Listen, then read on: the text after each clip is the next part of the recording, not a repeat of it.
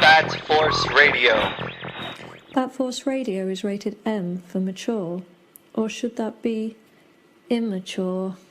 Hey guys, Dustin Witt. Hey, this is Scott Snyder. This is Paul Dini. And you're listening to Bat Force Radio. And you're listening to Bat Force Radio. You're listening to Bat Force Radio. This is Kevin Conroy, the voice of Batman, and you're listening to Bat Force Radio, so stay tuned.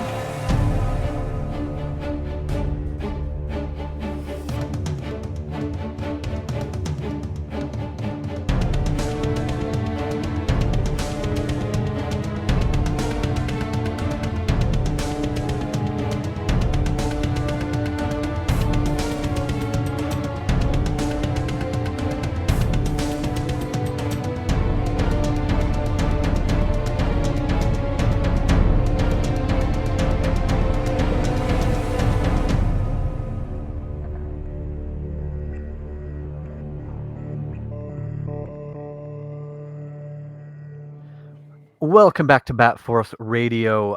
We're getting into a fun Saturday afternoon recording here, so we might get a bit punchy. Don't mind that. We've got Grandpa Batman in Texas.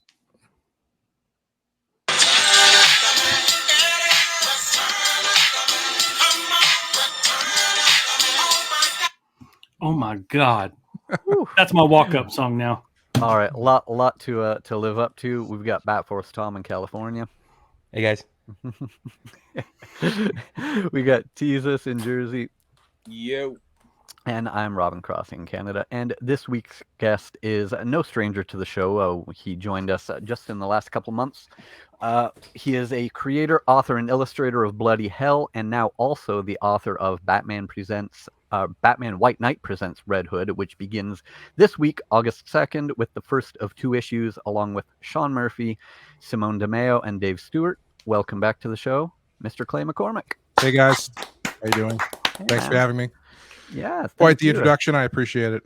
Oh yeah, thank you for taking the time to sit through it. Now you're fresh off San Diego. How was that getting back to con life after a few years? It was good. You know, I hadn't been to San Diego in 15 years. I went. I've only been there once, right out of college.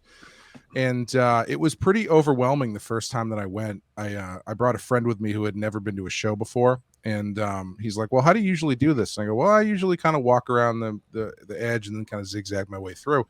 And the first day we were there, we didn't even get all the way around because it was like, it's like 1.5 miles or something like that. And it was just jam packed. And so this year I was kind of expecting that. And I don't know if it was more that I'm used to bigger shows now, or if it was just a combination of not everybody showing up or COVID protocols or what, but I didn't think it was that stacked as far as people went. I didn't find it difficult to move around that much. And there was obviously still a lot of people there, but it wasn't as tight as I was expecting it to be, and wasn't quite as overwhelming. How would you compare it, Tom, as someone who's there all the time? I think that's pretty spot on. It was weird. It was weird that it wasn't as crazy as it has been the last couple of years. And I think, like Clay was saying, I'm sure a lot of that has to do with a lot of talent. The biggest studios didn't show up. Like Warner Brothers wasn't there. There was no major presence from Marvel or DC. It was all pretty low key as far as that's concerned. And all the craziness of TV and movies, I think those people were primarily outside trying to get into the big panels for Hall H. So I think it was a lot of separation. They didn't have any TV show signings on the floor. They didn't have any movie signings on the floor. And a lot of times that jams up aisles and it jams up, sections of the con. And it felt, I remember Legends was saying, he was walking down the main aisle on Saturday and there's all this space. He thought that was crazy. So yeah, I definitely got that sense too, where it was not nearly as congested. Kind of nice. But it may also be that you're accustomed to bigger cons. I've only been to one San Diego, but I go to Fan Expo in Toronto here every year. And when I went to San Diego the first time, which was the last one before the pandemic, I expected that. I expected it to be this big, overwhelming thing. But I really didn't find it to feel much different than the Toronto show. Yeah, I feel like New York feels bigger to me, actually, than this one did. And the last time I went out, I don't think New York had expanded to what it is now yet, where it takes over literally the entire convention center. I was telling someone the last New York that I went to, I was walking around Artist Alley, and I took a moment and realized that the room that was just Artist Alley was the entirety of the convention the first year that I went, which was like 2004, 2005 or something like that. So it clearly has sized up, and that seemed bigger to me than San Diego did. But also, I don't know, maybe I just didn't see everything. But yes, San Diego's Artist Alley didn't seem particularly huge. Like I'm accustomed to the Toronto one, and the Fan Expo Artist Alley is like it's like the size of a football field. It's a large area. Yeah, they're starting to. It's nice to see, at least though, like the comic sketch art group is like doubling the size of what Artist Alley used to be. That's nice to see. Yeah. So where it used to be just one little strip, now it's about double that because of the way that they're kind of teaming up with certain groups, which is cool. Is there a section kind of flowing still pretty well now that they're expanding, or is it more like, because typically they kind of have like a reservation setup, right? You kind of sketch art. Yeah. They like Doug had it seem like a big like corner, or like part of the corner right next to Artist Alley, and then some of his artists are in Artist Alley, some of the writers too. Clay, you guys were signing technically with Doug, right? Isn't it, like, was that one of his booths that he was one of those signings, the one on Friday maybe? Honestly, I don't know. The guy that we were talking to who was in charge of our table was named Steve, I think. From Big Wow.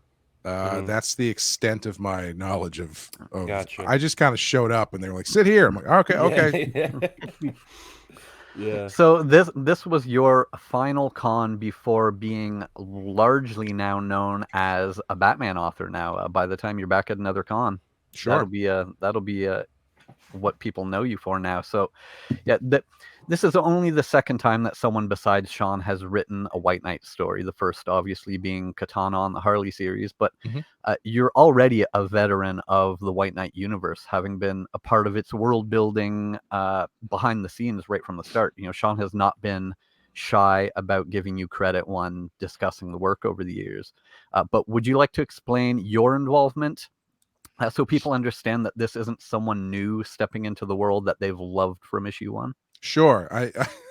I've always wondered if that was what the fence was gonna be regarding that, because nobody knows who the hell I am, so I don't know why would they let me write one of these. But when Sean started the project, 2017. He and I were and are good friends, and I was part of his apprenticeship program that he ran a few years before that. And he started sending me the scripts. He kind of worked over some of the ideas and tossed them my way to see what I thought of them. And he was running into editorial problems as far as like keeping himself on schedule, and so he kind of unofficially hired me to start working as like a content editor. So basically the flow would be, he'd write the script, he'd send it to me, I'd give him notes, he would put the notes in, and then he would send it off to DC. And that went really well for the first round of White Knight, the first volume, and then volume 2 I was involved a little bit more. I helped him break the story a little bit, and then still looked over some scripts and gave suggestions and content edits and stuff like that. And I still continue to do it on Beyond the White Knight. I wasn't so much involved with Harley because there was already multiple people involved with that one. I don't think they needed me for that. It needed another person, but I looked at a couple of the scripts, and I might have given a note here or there, but nothing too substantial. But yeah, and so it came to the point where, as I was doing this, Sean was not able to give me any official credit for various red tape reasons at DC. And so when it came time to do this spinoff for Red Hood, he asked me if I wanted to write it. And, I, of course, said yes, because I wasn't going to say no. And did you guys always kind of know that Red Hood would get his own little story, or did this just find its way into existence as the story progressed? No, it definitely was never the plan from the beginning. The story goes, as I'm sure Sean has probably told, I've probably told, I think it's actually in the back of the issue. I kind of talk about it in the little write-up thing I did. Yeah. When he was writing White Knight, he sent me the script, and I one of the notes I sent back was, "Oh, you changed the order of the Robins. That's a bold move." And he wrote back to me, he's like, "What are you talking about?" And I said, "Well, you have Jason Todd as the first Robin, which is not usually how that goes." And so it was just it started off as like something he just kind of put in the background of one issue, like on a gravestone, I think. And then it ended up kind of expanding out into this thing that he just ended up leaning into. Instead of fixing it or trying to be like, yeah, I made a mistake, it became the canon of the stories that Jason Todd was the first Robin.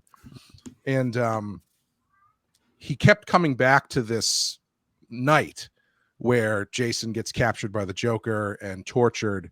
And it ended up kind of becoming this sort of hub that affected everybody in the story. Like, it affects Bruce, obviously. It affects Dick, because Dick has to follow up Jason and all that kind of stuff. It affects Harley. It affects Joker.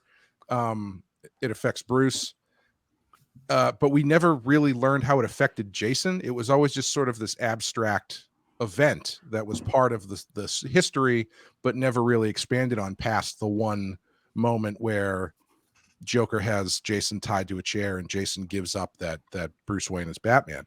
And so when it came time to do another spinoff, it seemed like the most natural thing to do, because obviously he's got a really big fan base and people really love Jason Todd. So it was, it ended up, when we got to that point, it seemed like the right thing to do, but it was not like when Sean started this 5 years ago. He's like, eventually I want to do a Red Hood spinoff.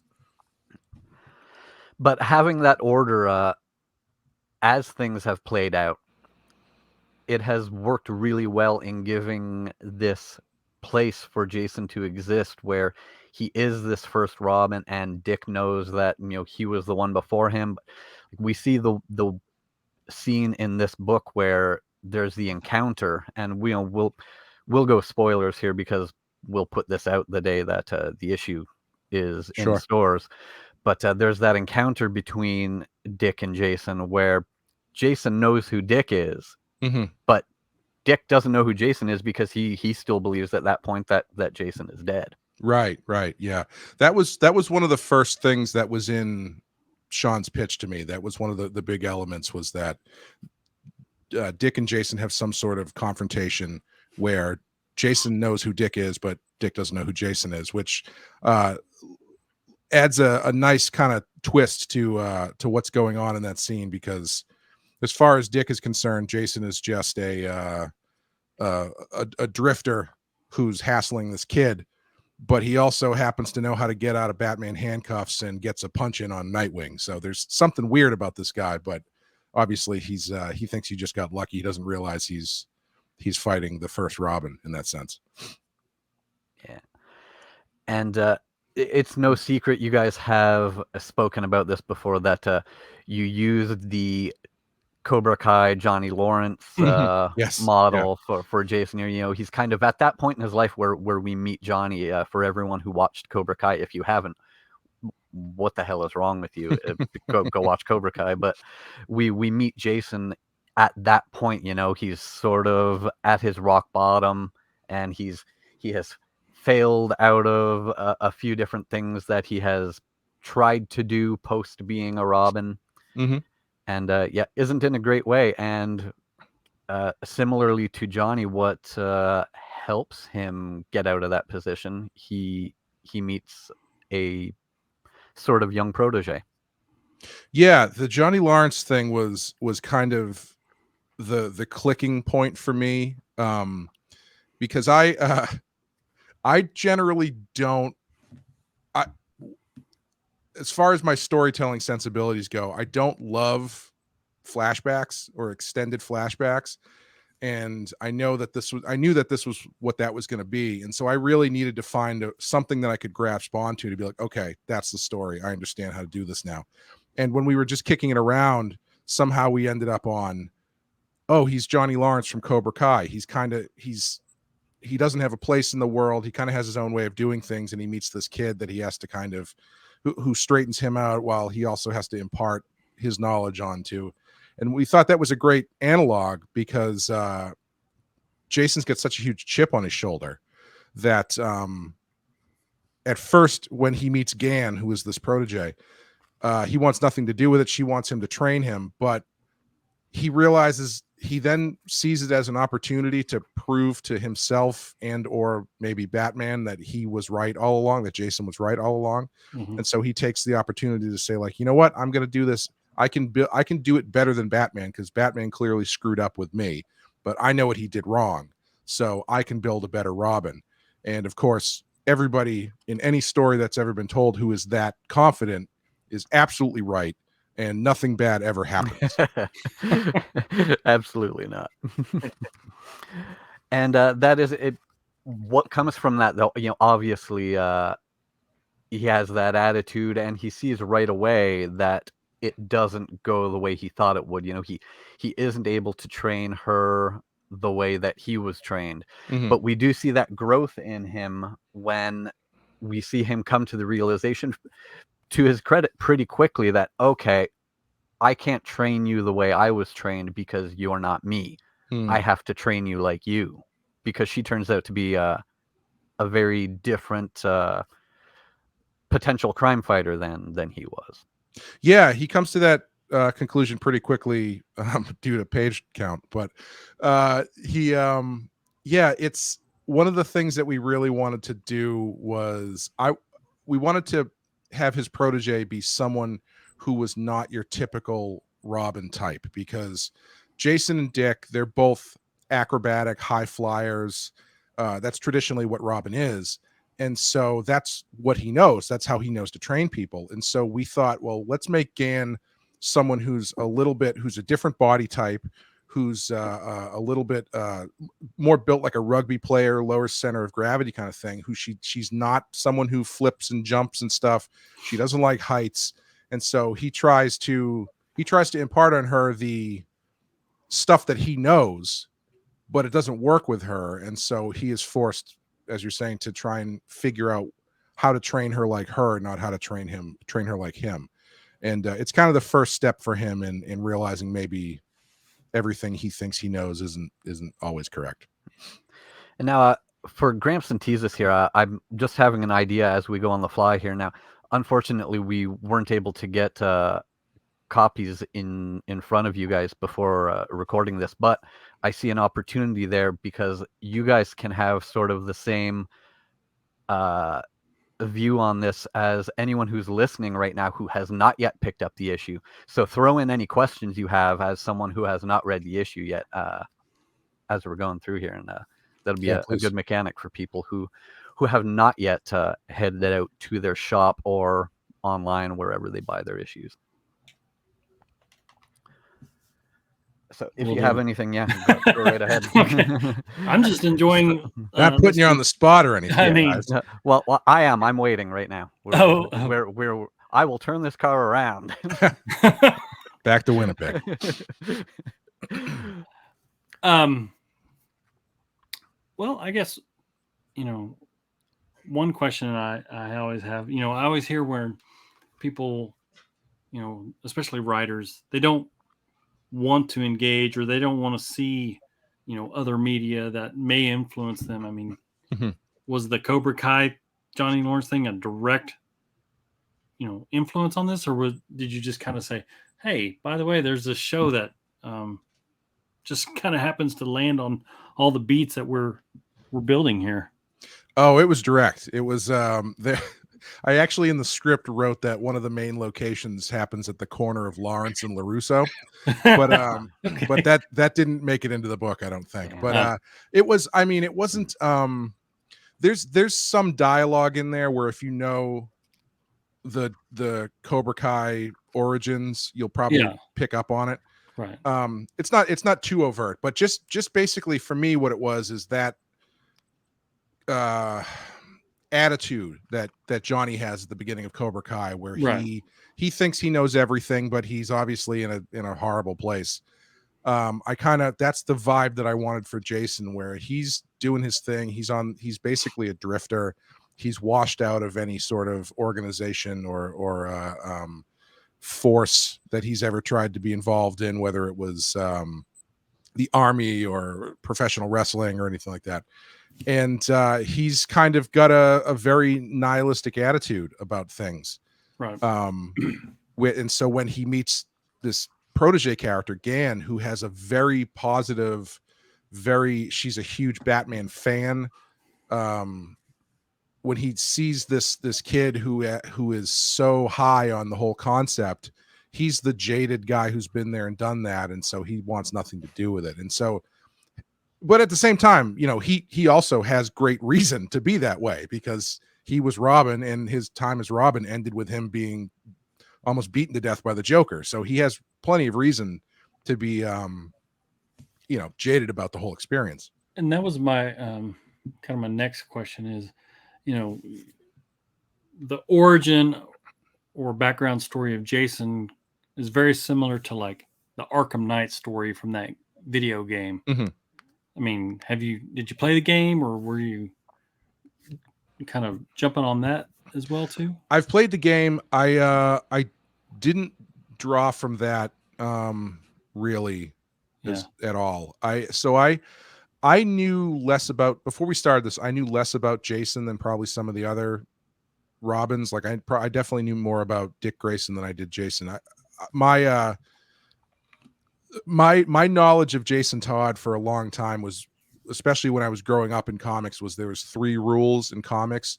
One is that Thunderbird stays dead, Jason stays dead, and Jean Grey always comes back. And so when Jason came back, I kind of was like, okay, whatever. Yeah. And he became this great character. And so before I started working on this, I went back and I read a bunch of Red Hood comics to kind of get a feeling for him as a character. And I came away really liking him as a character. He has a much different approach and attitude than a lot of the other ones, because he does have a very, outside of Stephanie Brown, he does have a very specific endpoint to his time as Robin. So it is definitely an interesting character to dive into. And I hopefully, even though this is a different Jason, there's enough recognizable stuff that people can grasp onto to be like, okay, that feels like Jason, even though we're kind of putting a bit of a tweak on it. Yeah, and that's the awesome thing with the Murphy verse, I guess we'll call it that, is that like you said, he's changed the order of the Robins. These are familiar characters, but this is their own thing, and you can do anything, and you can go anywhere with these guys. It's almost like a clean slate. I liked the story concept of the Arkham Knight, where Jason didn't actually die. He was just kind of captured by Joker and tortured mentally and emotionally, and it changed him. Sure. I love the death in the family story. That's a classic. I think I even called in to vote back in the day. Said, Dad, can I have a quarter? And Did you vote to kill him? I did. You did? Okay. Because I always kind of had a feeling that maybe that competition wasn't on the up and up the way they said it was, and that they were planning on killing him anyway, but that's just me. Well, and there's also the whole legend of someone having used an auto dialer. Oh, really? That's a conspiracy theory we need to have an episode about. Yeah, conspiracies of the comic world. Skewed election. But and there's the cool wrinkle that you guys put in with Jason as we first meet him in this issue that is very in keeping with the sort of moral gray area that Red Hood traditionally has. When we meet Jason, he takes down some criminals who have robbed a place, but he is not at all a Robin Hood about it. No. From his standpoint is, well, these guys stole this money. I stole it from them. It's mine now. Right. as Yeah. well as the booze that they had stolen. So yeah, that's very much in keeping. So yeah, you've got those familiar traits of Red Hood there, where he isn't he doesn't have the Batman morality, but is still on that side more than not. Yeah, I got a little bit of pushback on that specific scene. And I said it was really important that we keep that in because Red Hood has always been an anti-hero who's not exactly a Boy Scout. And we don't have him going to the lengths that he has gone to in the mainstream comics in this book. But I wanted to get across that he is, he's not a great guy at this point in his life. He's kind of just doing what he has to do, and nothing really matters to him. And so on the one hand, when we meet him, he's taking down, like you said, he's taking down a gang who's just robbed a liquor store, but he's not doing it out of the good graces of his heart. He's doing it because they stole beer and they have money. And so he steals the beer and the money from them. And so now he's got beer and money to buy dinner that night. And later on, when he's training Gan, he's trying to introduce her to the Batman grappling hook. And he explains to her that lately he's just been using it to steal food out of drive-through windows. Yeah, grabbing burgers. So it's like, I wanted to get across that this guy, he's kind of he's a bit of a ne'er-do-well at this point. He's been through a lot, and he's just kind of surviving at this point. So let me ask, have you bought that NECA Batman 89 grappling hook gun? I haven't. Have you tried to shoot it through a drive-through? He's waiting for me to drop it off when I meet him. I just had a quick question from before. Sure. So what was Jason's inclination or reasoning to naturally train Gan to automatically become a Robin? Like, why wouldn't she necessarily not just go rogue with him? Like, do you think it was more kind of a redemption thing of him trying to make things right and having her represent fixing what he wants to kind of happen? He's doing it. Certainly it could go both ways, she could easily gone rogue with him, but it seems like maybe this is like he's kind of living vicariously through his good doings to kind of make things right. Yes and no. I would say he's doing it primarily because he knows it would piss off Batman. Okay. And he sees this kid. So one of the things that kind of changes his mind and makes him decide to do it is he kind of he follows her for a little bit and sees what she's doing out in her town, and she's doing a lot of saving cats from trees and helping people across the street, or maybe stopping a purse snatcher here or there. And he kind of recognizes that what she is she's another kid in a Robin costume who's been let down by Batman, because Batman doesn't really get out to her neighborhood. And so this is why she feels the need to kind of step it up. And even in that sense, she's not bitter about it, because she says, I know he's really busy. Batman can't be everywhere at once, but what Batman needs is a Robin. And so that's why I've decided to become Robin. And so even in the training aspect, he's doing it more to kind of piss off Batman, prove a point to himself, and also he recognizes enough of himself in this girl that he kind of sympathizes with her a bit. And he's like, okay, well, she's going to get hurt if she does this on her own, so I may as well kind of show her the ropes a little bit.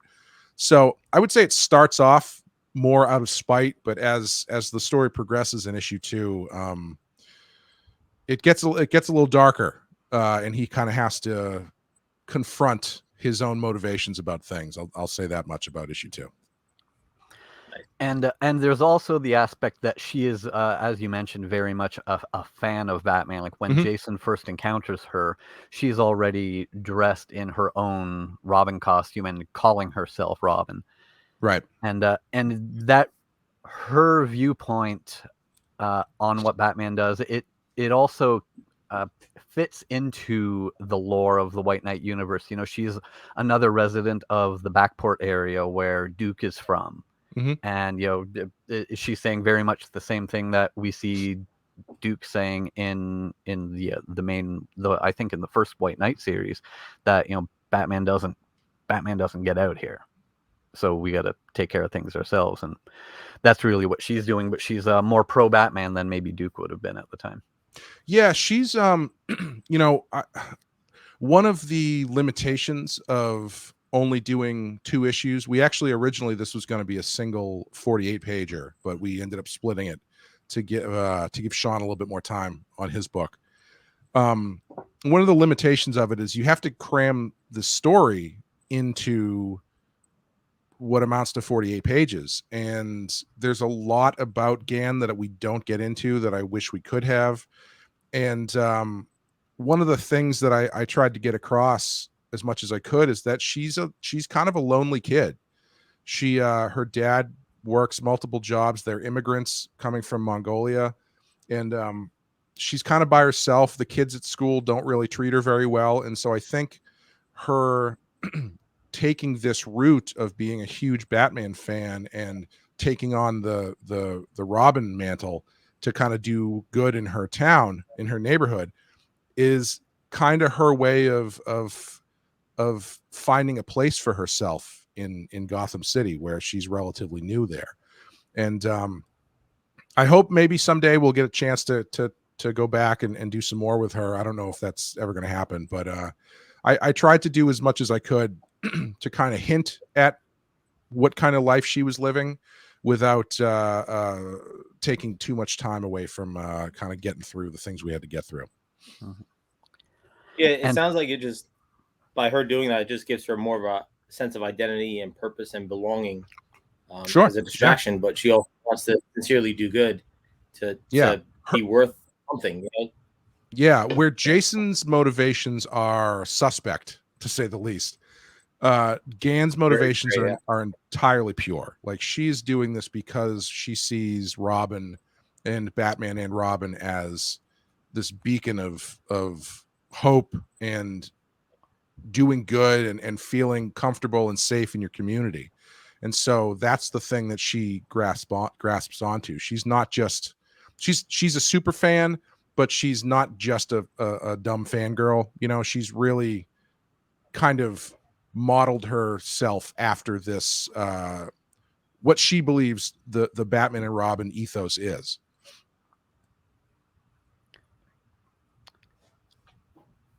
And you mentioned the one aspect of Jason, sort of his moral gray area, being something that you got a little bit of pushback on. Was there anything else that you got pushback on? Maybe anything that you were stopped from doing? No, the only thing that I don't want to say fight, because it wasn't a fight, but the one thing that we did have to maneuver a little bit was the scene where he steals the beer and starts drinking the beer from the stoplight gang. They weren't sure they wanted to have the main character of a Batman book getting drunk, and to kind of like assuage that, we made sure that he was clearly over 21. So that was the only thing that was a little bit dicey, but everything else we didn't push it too far with him. So it's funny that a character shoot people, kill people. Exactly. Right. That's where I was going. Exactly. Yeah. No. Yeah. A character who traditionally straight up murks. Yeah. Villains, whomever he is encountering. If he had killed all 3 of those guys and then stole the beer, that would have been fine. But if he's under 21 and he opens and cracks a beer in an alleyway, then we have to put a stop to it. So. Maybe it was root beer. Yeah, there we go. Now, Tom's just back here with us. So, Tom, something that you had missed was I had asked Gramps and Teasus, as readers who unfortunately didn't get to read this issue before we recorded, if you had any questions from that standpoint, from someone who hasn't yet read, that someone listening to this who maybe hasn't read yet has, just go ahead and fire them out there. I guess interesting. Well, something that I wonder is, you being an artist, you know, you're writing obviously, but being an artist and a very gifted art. Hang on. Very gifted artist, might I say? Thank you for the. You guys are putting my imaginary kids through college. I appreciate it, dude. So first of all, we told Clay, and then I'll put that out there in the Bat Force right now. You put so much time and effort into your commissions. We told you in person, you are way too affordable, sir. And yeah, you guys screwed yourselves for the next ones. Damn it, Tom. Because we told we said this like after Boston Fan Expo and all that.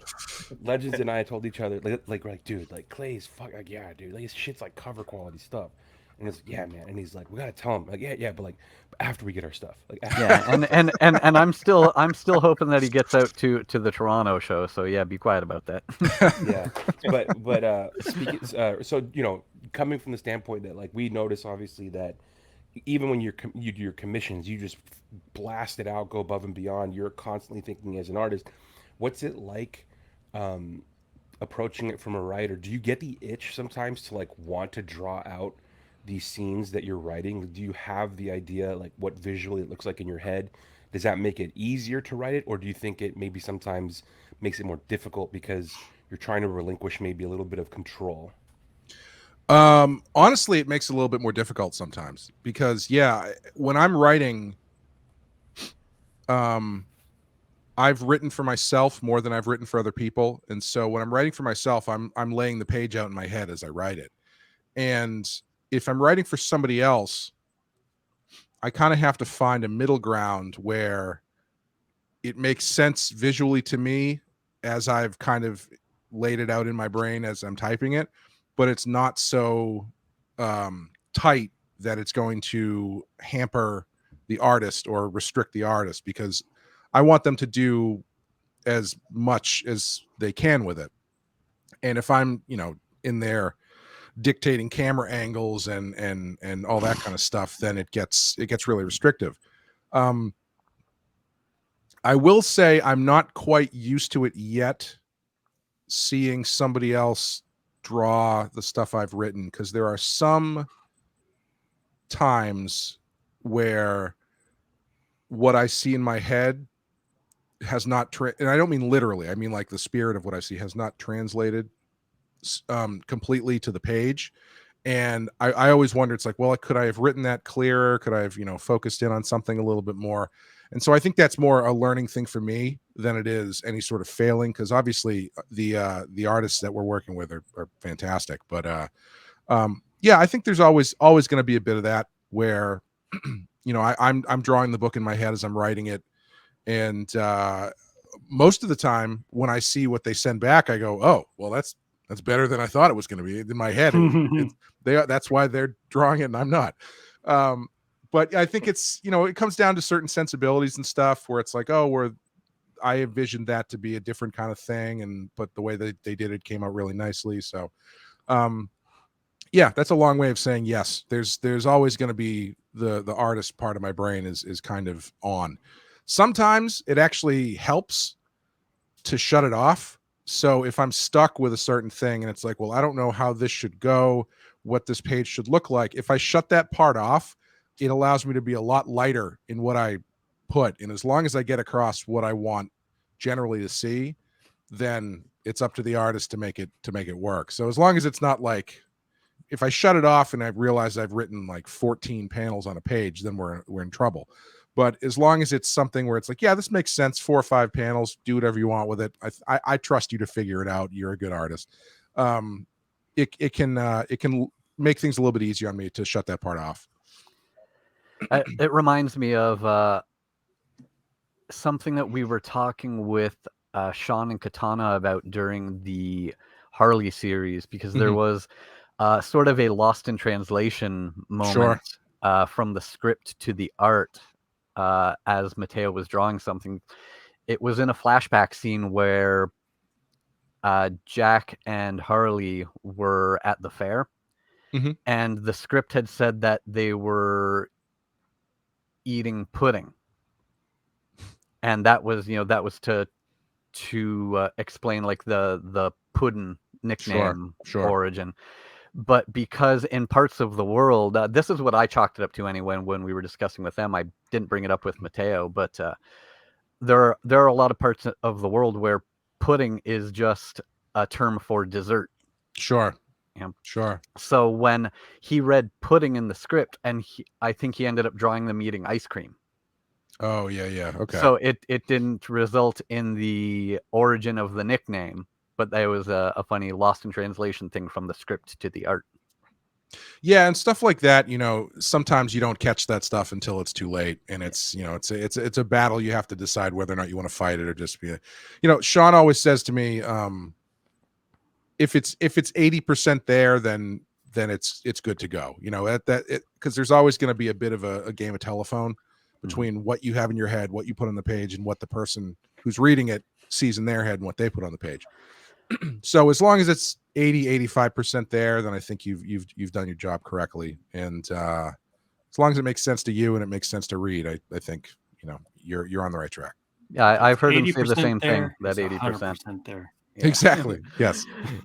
Yeah, I heard him say that also in the sense of, if not killing yourself trying to make a page, trying to make every page 100% perfect, because you're just going to kill yourself doing that. And he said, shoot for 80% and move on. Yeah. Generally, I was just going to say, generally what I try to do when I write for other people is I try to write my panel descriptions with the most important information first. So the thing that I really want to see will usually be in the first sentence. So that's because when I read scripts as an artist, I find the ones where I have to kind of like they bury the lead a little bit as to what they're looking for to be the harder ones to read, because it's a little bit too wide as to there's no focus on what they want for their image. And so if I write a script where I say Jason picks up the Red Hood helmet while Gan does this and this. In the room, there's blah, blah, blah, blah, blah. Right at the front, the action that I want to see is Jason picking up the helmet. And so that way, hopefully, it's a little bit clearer for the artist who's reading to be like, okay, that's the first thing in the description. That's the action of the scene that he really wants to see. And hopefully that works. That's a good piece of experience to have as an author, and you've had that other side, what you like to see in a script, and you're able to apply that to the script that you give to another illustrator. Yeah, there's always it can be really tricky with comic scripts because I had been working with Katana a bit as she was writing this other script for another series that she's been working on.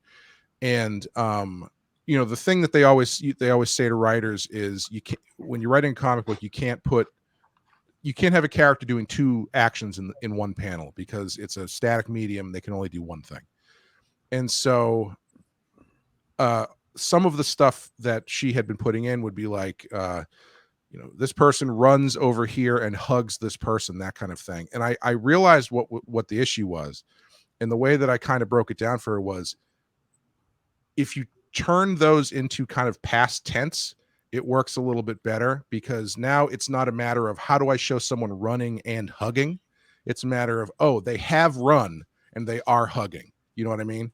And so you know what to focus in on, where it's like, oh, you get the motion that they have crossed the room, but the thing you're seeing is the hug. And so once I explained it like that, she was like, oh, that makes so much more sense. No one's ever really kind of broken it down like that.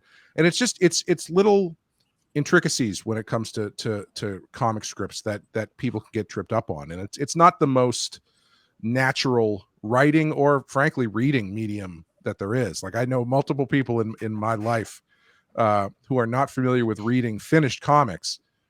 They'll pick up something I've done and they'll go, this looks really cool. I don't think I'm reading it right, but it looks really good. And it's like, yeah, it takes you kind of forget the deeper you are into reading comics that it is not the most natural way to read things. Following, ideally anybody should be able to do it, but you kind of forget that it takes a little bit to realize, okay, the bubbles are here, this kind of goes this way, and it kind of has like a zigzag pattern to the way your eye is supposed to go through the page and stuff like that. So it's just little stuff like that you kind of have to cue into just through experience and figure out how to handle, your own personal way. It's almost like being a movie director or being like a head coach, where you have the play, but in the midst of all the action, you have the expectations, but you don't know how this actor is going to improv or react, but you still get to where you need to get to. Sure. It goes from A to B, but that middle point, the point of action, is the artist getting you where you want them to be. Mm-hmm. And you figure it out, and there's a happy medium, and you move forward. Yeah, I will say the one thing, as someone who I have done a lot of writing for myself, writing books that I draw, and that allows you a little bit more freedom when you write, because obviously you've got the thing in your head and you know what it's going to look like. It also, what it does is affords you a lot more control over what the final product looks like. And so thankfully I have been on both sides of the equation, where I have just been the artist and I've just been the writer. And so I'm a little bit more used to not being so in control of stuff, because I think if I had done more writing for myself, where I'm the writer, I'm the artist, I'm controlling the colors, I'm involved with everything, I think it might be a little bit more difficult for me to kind of take a step back. But kind of being in the singular roles, I think makes it a little bit easier. On the topic of the art, so Simone and Dave did great work in this, and for anyone who is watching the YouTube version of this, we have been cycling through some images, so I'm just going to bring those up again. So this is the A cover, Sean Murphy's cover. The B cover right here, this is Olivier Coipel. Mm-hmm. And then here is Simone's cover. This is a 1 in 25, I believe, with Gan and Jason. So for anyone picking up the book, these are your 3 options. I believe there is a 4th option, which is a foil variant of Olivier's cover, I think. Yeah, and I feel like I've seen that. I'm not sure if it was an exclusive for somewhere. Yeah, I'm not sure what the availability is. People say these 1 in 25 things to me. I'm like, cool. What does that mean? I have no idea. So 1 in 25 is the ratio for comics like that. So for every 25 copies my shop orders of the A cover, we can order 1 of that ratio. Oh, okay. So it's not completely random. It's based on number ordered. Gotcha. Okay. Exactly. It's incentive based, right? Exactly. That makes sense. They want you to hit 100, so you can order 4, and exactly. That's what my shop does, and they tend to charge a good amount for it. But it's cool to have. It's cool to have that option. Yeah, all part of the game. Of course, yeah, it's part of the biz. An interesting thing. This doesn't happen very often. So we're getting, as I mentioned at the top, book 1 is August 2nd, but we're getting book 2 August 23rd. Yes. That's nice and quick. And here is a look at the A cover for book 2. Shriek. Ooh. Yeah. Sexual. I love that Gan is still on her bike there. Yeah, the bike was really important to me. I had a tougher time getting that bike across than anything else, because I wrote it into the script very specifically as like a 10-speed street bike, one of the ones with the curved handlebars on it. I wanted to be the least cool bike possible. Yeah. Oh, and so should have had one of those beach. Like she just pulled the basket off it when she put on her Robin costume. Yeah, and then so Sean drew this cover, and he's like this, and he drew this really cool mountain bike, and I was like, almost. It's still too cool. And the first version, Simone, when you see Simone's cover for issue 2, it's this close up of the bike she's on, and on the cover it's clearly like a BMX bike, and I was like, I'm not going to ask him to do the cover because it's fine, it's just the cover. And then in the actual first issue, he had done her bike as like a cool BMX bike, and I had to be like, no, this is too cool. Also, there's dialogue that makes reference to how many gears the bike has, so it won't make any sense if she's on like a fixed gear mountain bike, BMX bike. So I had to fight to make it nerdier, basically, is what I'm saying. Because Simone obviously draws the coolest stuff possible, and I don't fault him for that. And so Robin on a bike translates to Robin on a cool, awesome BMX kind of bike.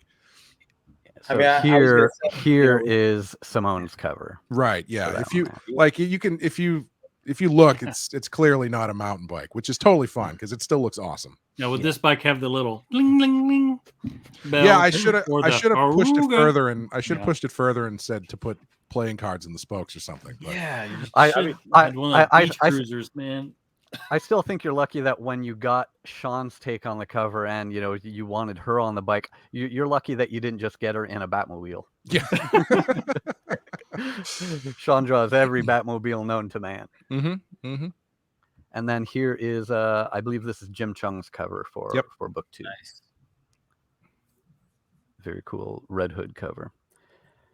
And that's a very cool quick turnaround. It's nice that we get both issues within the calendar month. Yeah, it was a matter of I think issue 1 was delayed because of a paper shortage or something. That's right. That's right. I forgot about that. Yeah. So yeah, it ends up working out to have a nice bookended month with literally bookended. Yeah. Hopefully that gives you guys the opportunity to merge them together and do something where it's a deluxe version where it's more conceptual and stuff like that. Yeah. I had heard something about that. I don't know if they're going to do that. There had been some like theoretical talk, like depending on how much it sells, if they go to reprints or something, they might do something like that. But that's obviously not official, and I have no idea what I'm talking about. So it might happen, it might not happen. So yeah, who knows? I mean, you can always anniversary it, and sure. I do know it will be when Beyond the White Knight is collected, both issues will be collected in that trade, I believe. So it'll be one piece in there. And hopefully we'll have a Clay McCormack variant cover for one of the White Knight issues. Yeah, that's take it up with management. That's not my. I'm happy to be writing right now. Obviously, I would love to draw as well. It's so much more stress to do both, though. As much as I do envy the position Sean is in, I also don't, because it is so much work. You have to keep up on basically a double month schedule if you're writing things and drawing things. And in this case, he's writing, he's drawing, and he is overseeing and co-writing this. And so it's a lot to handle. So it's especially on a schedule where you've got 8 books coming out, and you want to make sure they all hit when they're supposed to hit. It's a lot to have on your plate. And just so you're aware, I am fully willing to take it up with management. I've already taken it up with management once about the other Clay Man doing a variant cover, and now Clay posted a tease of that, so we've seen that happening. So yeah, I will go full Karen. Well, maybe someday in the future, if there's more spin-offs or whatever, I'll get a shot. But right now I'm happy to be on the team. Yeah. In the way that I am. A couple of us are toxic Snyder bros, so we have a lot of experience with demanding some things online and threatening the right people. Oh, great. And seeing that come to fruition. So whatever you need, just point us in the right direction. So excellent. I'm glad I have. Tom will grab his pitchfork with no problem. Yeah, I'm glad I have that force for evil. I can wield for my own power. Yeah, we'll donate to some charities to say it's okay. The way we normally do, and then just that way you can't cancel us. And what are you gonna do? Sure. Right. I don't know if you guys have asked about this yet, and we can cut this part out if you have not. But has it been officially announced, the plans spinning out of San Diego that you guys were talking about, or is that not allowed to be spoken of yet? I can say that there is something else coming, but I can't say what it is yet. Gotcha. It hasn't been announced, but there will be another spinoff. I can say that much. Yes. Cool. Sweet. Nice. Yeah, there's so many rogues that could just flow in with no problem. That Yeah. I'm imagining in my head already, and I think Sean has definitely set the tone with opening up that universe, and it brings great artists like you and opportunities to write and to draw, and hopefully this is just the beginning. You know. Yeah, thanks, man. I hope so too. Yeah, he's going to be opening it up like within the world a bit more towards the end of Beyond. So there'll be a lot more once you get to the end of that story, you'll see that, oh, okay, things are really wide open here. So that's like the cool thing, because in the beginning you start reading the first two books and you're like, man, yeah, this is kind of like an Elseworld thing where it's kind of just it's on its own island. Now, as it's growing in hopefully 2 or 3 more years, it's just going to be not mainstream, but it's going to be accepted that, hey, this is really a part of the continuity of what's going on in Batman right now. So yes, I mean, as long as people continue enjoying it, hopefully, it keeps the stories keep coming out. It was funny to see online and also in person people like really scared about which characters could potentially die and which ones they were worried about dying, and who they feel you guys have teased could die. That was really funny to watch, like actual anxiety. Yeah, Sean set the tone in Curse of White Knight that literally nobody is safe, and many people could be killed in one two-page spread. But maybe you can do something like Death of the Family and have a call-in vote, and I can vote again. I will say, I can't give you any details about what the next spinoff is, but there is we found a way around some of that in a way that I think is very fun, and very in line with the Batman Beyond universe. So that's not going to make any sense right now, but it will when the book comes out. Spider bodies with somebody with a spider body, maybe. Unfortunately, no. That would have been my first choice, but that is not the way we went. Unfortunately, Spider Freeze. That would be dope. But yeah, man. Now, well, since we're on the topic of bothering you about information, here's another thing. We spoke about it last time you were on Bloody Hel. Sure. And not that you would have had much free time to work on this by now, but in Bloody Hel there is the tease of a potential possible sequel. Have you had any more time to visit that? Not yet. I've been working on a few other things. I've obviously been working on Red Hood, and I've been working on developing this next thing, next spinoff. And I'm hoping the next thing that I do is actually I've been working on a wrestling comic with my buddy Ricardo Lopez Ortiz, who's been doing really awesome work over at DC lately. And it's something we've been wanting to do for about 5 years. And finally the schedule's kind of worked out that we can maybe get it off the ground. It's called Hardstyle Juice, and it's about this sort of female deathmatch wrestler who ends up using her skills in the ring to become a vigilante to track down some information about who may have killed her brother.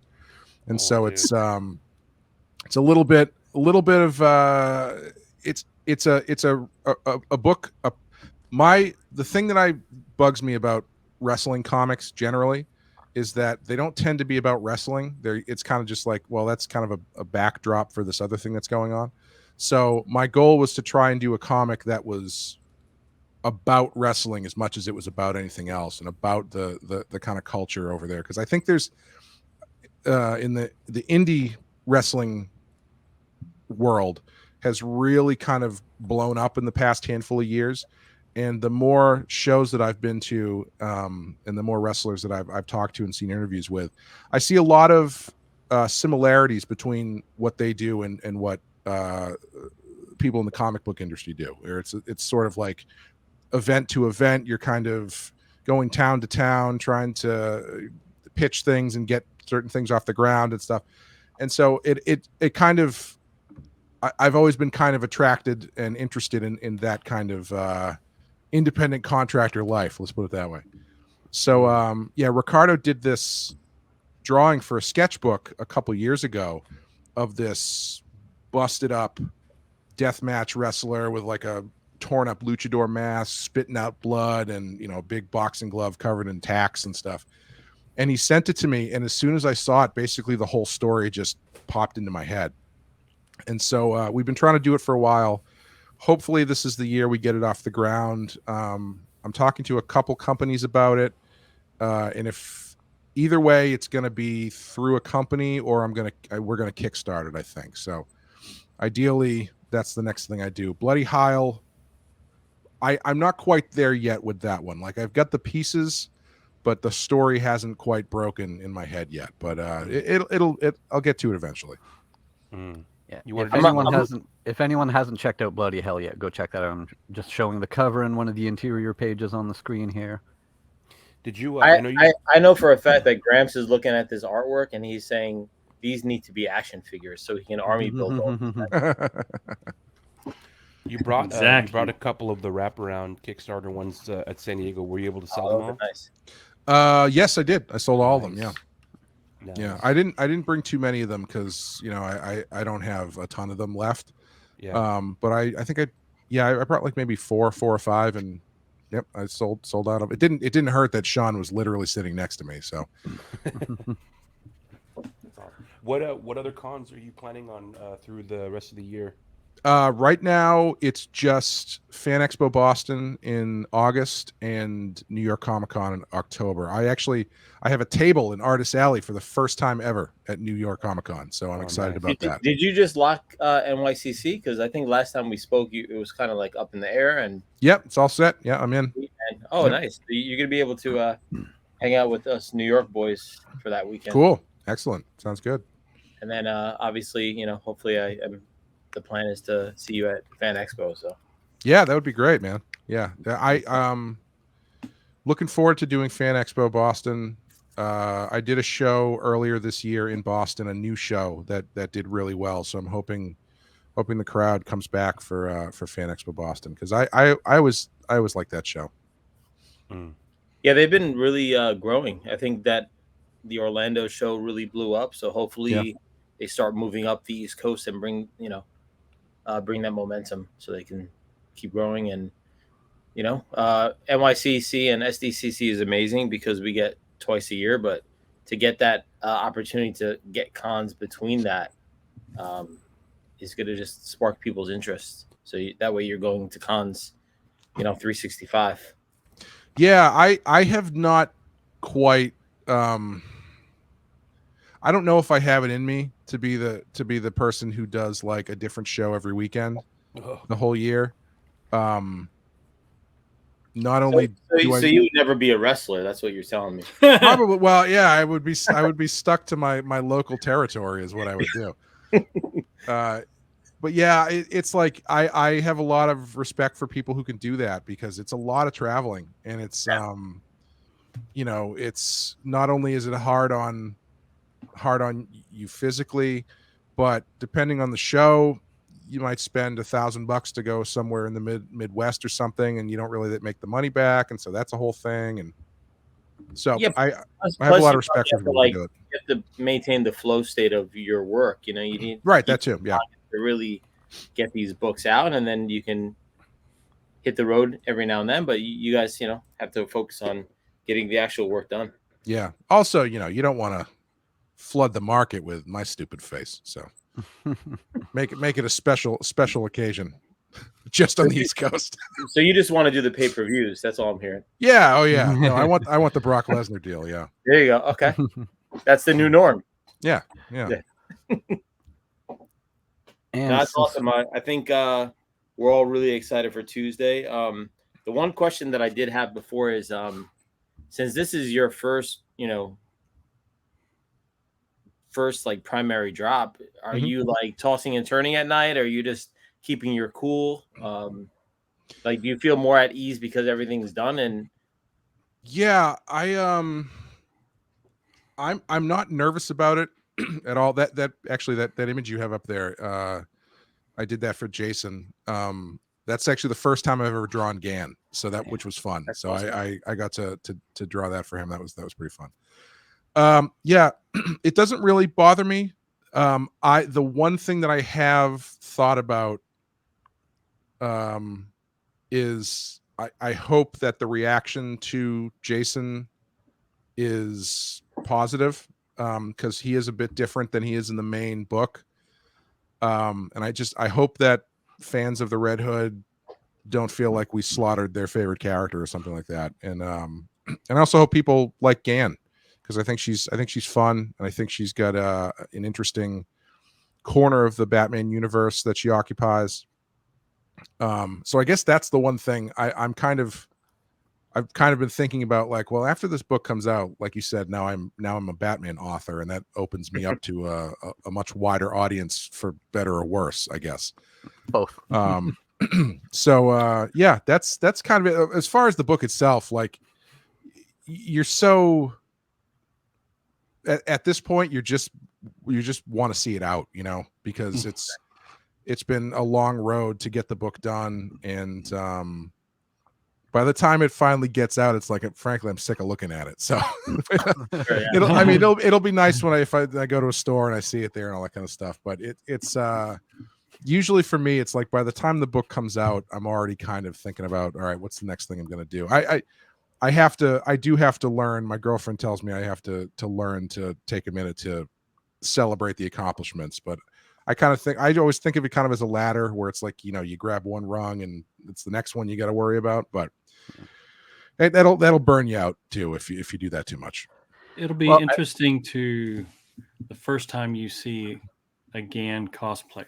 I can't wait. I hope so. And then it'll come full circle and you'll be like, wow, this is really connecting. Yeah. I do remember the first time someone told me they got a tattoo of my artwork, which was awesome, but I was like, I don't know why you wanted to do that. But show us, Tom. Show us your tattoo. I'm very flattered. Yeah. Tom actually told me it was a tramp stamp, but yeah, we can't show Tom's tattoo on the YouTube video here. We'll get banned. It was just the logo of Bloody No Limits. It was just the logo of Bloody Hell and then an arrow pointing down, I think. It's multi-layered, because if I move a certain way, there's actually a fold and open, and then a fold. I appreciate it, Clay. It looks amazing. Oh, no problem. Happy to do it. As someone who has read the issue, I will say that I do like your characterization of Jason in this. I think he's true enough to what people will expect him to be, and I do like Gan as well. I think her upbeat personality is a great foil to Jason's kind of grumpy, down in the dumps kind of guy, and their interactions are really good together. Great, thanks. Yeah, I'm hoping people find it funny, because it's meant to be kind of lighthearted for a lot of it, so hope people enjoy it. I mean, that's pretty incredible to be able to add to the Robin mythos, especially from a female edition. So that's really a big deal. There's not too many, and I think that's something that you should be proud of. Thanks, man. Appreciate it. And this may be the first Robin that exists for the purpose of pissing off Batman. I mean, she was doing it herself, obviously, but Jason, kind of want. Oh yeah, he won't like this. I feel like Damian is kind of exists for the purpose of pissing off Batman. But no, yeah, I think she's. We really wanted to make her a little bit different, because all the Robins, regardless of gender or ethnicity, are all kind of the same body type and character. So we just wanted to add something different to the mix to make her, a different style of fighter with a different origin of her inspirations and stuff like that. So hopefully there's more opportunity for like relatability for everyone. It's like, hey, I can. Sure. She's different. She comes from a different ethnicity, different background. She's definitely had, a certain social situation. So I think there's. Again, I haven't read it, but I think there's going to be something in this character that a lot of people are going to relate to on some level, and that's what's going to make her unique. So, yeah, and I think one of the things that I like about her is, and what I think makes her relatable to a lot of people, is that she's not born explicitly out of tragedy, where everybody who wears a mask in a Batman book has some horrible thing that's happened to them in the past, which is, that's just how the things work. It's totally fine. But she is very much kind of like a normal person. She has her own issues that she's working through, but they're very relatable issues of familial life. And, her parents aren't dead. They're separated and she's alone a lot, but her parents are still alive. And she's got her own stuff that she's working through that's a little bit different, I think, than a lot of other characters. So hopefully it's relatable. Yeah, that's going to piss off Batman.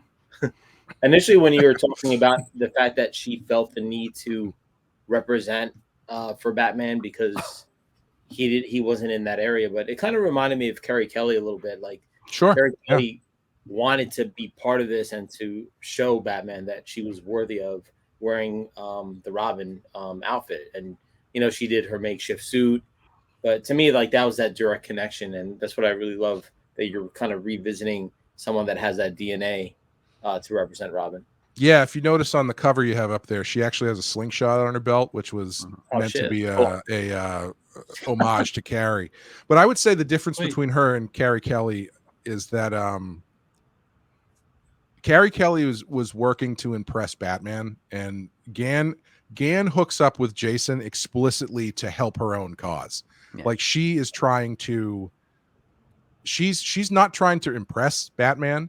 She's basically seeing that there's a pocket of his thing that has been left unsupervised, basically. And so she's like, well, obviously someone needs to step in here and take care of this neighborhood, and she's the one who's going to do it. So although she's a super fan, when she meets Jason, it's more of like I have a supervillain who lives in my neighborhood, and I need you to train me so I can take him down. It's not about I need to prove to you, or I need to prove to Batman. She's like, no, I have a thing I need to do. I just don't have all the tools to do it. You can give me the tools to do it. So why don't you just help me be Robin? That's cool. Cool. And it's different.